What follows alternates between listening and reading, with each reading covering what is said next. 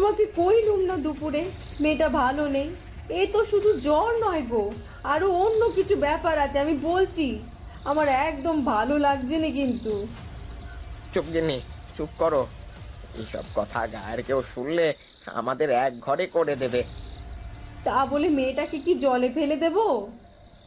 আচ্ছা আচ্ছা, ঠিক আছে, তুমি অত ভেবো নে। আমি কাল পাশের গ্রাম থেকে কবিরেজ ডেকে আনবো। কিন্তু দোহাই, এসব কথা তুমি অন্য কাউকে আর বলো নে।